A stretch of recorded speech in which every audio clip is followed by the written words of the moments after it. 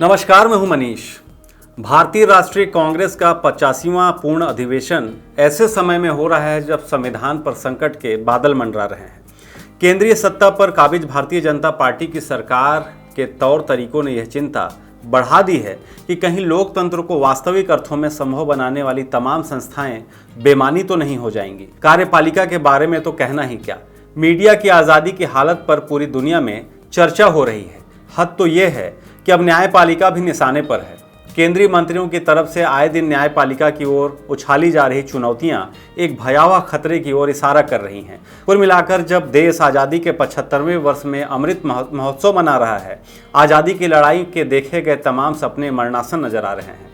कांग्रेस का रायपुर अधिवेशन ऐसे वक्त में हो रहा है जबकि सबसे बड़े धर्मनिरपेक्ष लोकतंत्र के रूप में ही भारत की प्रतिष्ठा दांव पर नहीं है। इसकी आर्थिक तरक्की की कहानी भी संदिग्ध हो उठी है।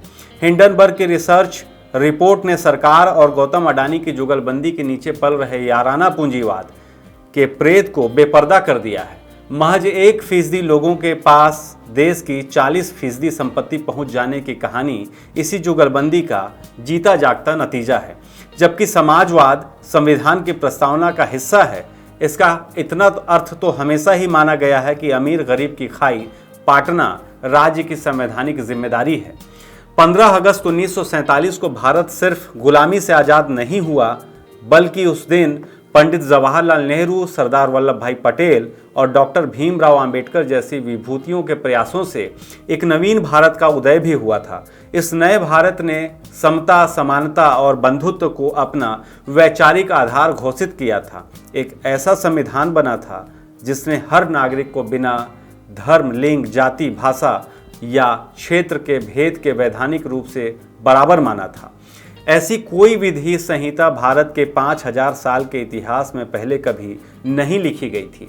दलितों, पिछड़ों, आदिवासियों, महिलाओं, अल्पसंख्यकों, किसानों, मजदूरों सहित सभी वंचित, उत्पीड़ित समुदायों के लिए मुक्ति का नया आकाश खुला था, जो इससे पहले एक असंभव कल्पना थी। बहरहाल आज इन तमाम उपलब्धियों पर संकट के बादल छाए हुए हैं। सत्ताधारी दल ने हिंदू धर्म की महान सहिष्णु परंपराओं को हिंदुत्व के जहरीले विचार से दूषित करते हुए मानव सभ्यता के विकास क्रम में धर्मनिरपेक्ष राज्य की अवधारणा के महान आविष्कार को हास्यास्पद ठहराने का अभियान छेड़ रखा है। वे आम लोगों को बरगलाने के लिए हिंदू राष्ट्र का नारा बुलंद करते हैं और धर्मनिरपेक्षता को संवैधानिक आधार देने के लिए गांधी नेहरू की जोड़ी को जिम्मेदार ठहराते हैं। लेकिन क्या धर्मनिरपेक्षता का विचार सिर्फ इन दो महान विभूतियों की देन है? 1937 में सावरकर के अध्यक्ष बनने के बाद जब हिंदू महासभा अंग्रेज परस्ती और सांप्रदायिक राजनीति में डूब गई, तब बतौर कांग्रेस अध्यक्ष नेताजी सुभाष चंद्र बोस ने 16 दिसंबर 1938 को एक प्रस्ताव पारित कराया, जिसके तहत कांग्रेस के संविधान में संशोधन किया गया और हिंदू महासभा तथा मुस्लिम लीग के सदस्यों को कांग्रेस की निर्वाचित समितियों में चुने जाने पर रोक लगा दी गई। कांग्रेस से अलग होने के बाद जब उन्होंने आज़ाद हिंद फौज की कमान संभाली तो भी लक्ष्य एक धर्मनिरपेक्ष भारत ही था।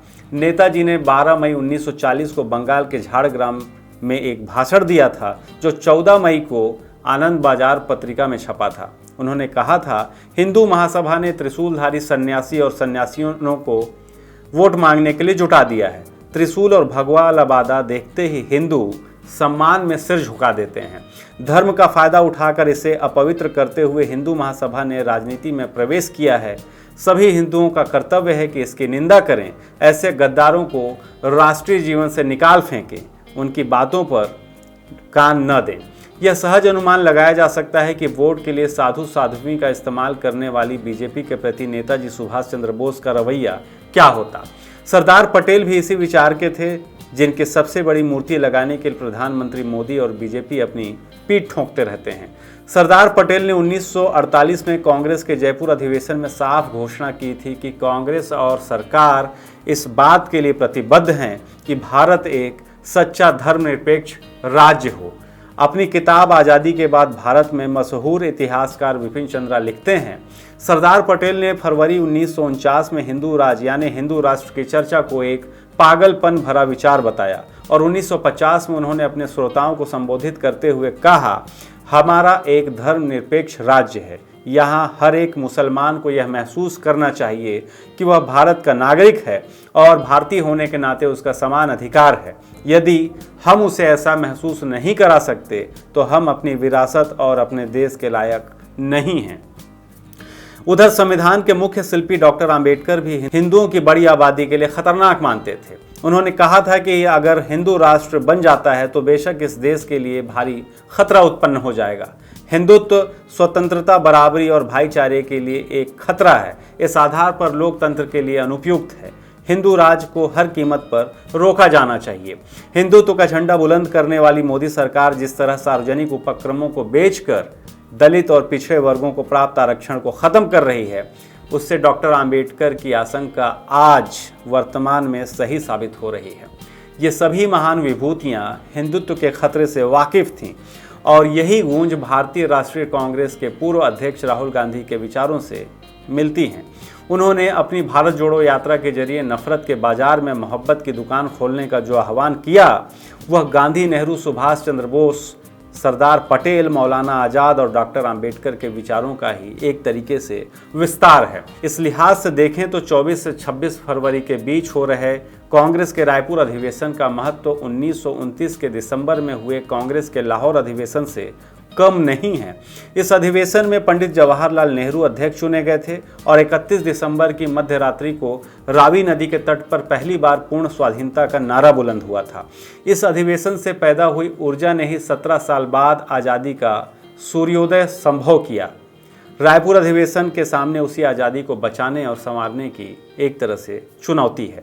कांग्रेस इस समय जैसी वैचारिक स्पष्टता का निर्वाह कर रही है, उसे देखते हुए लगता है कि वह इस चुनौती का सामना कर सकती है। इस समय मल्लिकार्जुन खड़गे जैसे अनुभवी नेता पार्टी के राष्ट्रीय अध्यक्ष हैं, जो सीधे स्वतंत्रता आंदोलन से उपजी पीढ़ी के हाथों दीक्षित हुए हैं। वे उस सपने को पूरा करने के लिए कृत संकल्प हैं जो हमारे महान स्वतंत्रता सेनानियों ने देखा था। यही नहीं, राहुल गांधी जैसे करोड़ों दिलों में आशा जगाने वाले संवेदनशील और प्रखर जननेता भी पार्टी के पास हैं, जिन्होंने भारतीय राजनीति के आकाश में पैदा हुए एक विराट नैतिक शून्य को अपनी सत्यनिष्ठा से भरा है। रायपुर अधिवेशन के सामने देश को आश्वस्त करने की बड़ी जिम्मेदारी है कि आज़ादी को बचाने के लिए वैसी ही लड़ाई लड़ी जाएगी जैसे कि आज़ादी को पाने के लिए लड़ी गई थी। आज़ादी और संविधान बचाने के लिए अब कोई दूसरा रास्ता नहीं बचा है। शुक्रिया।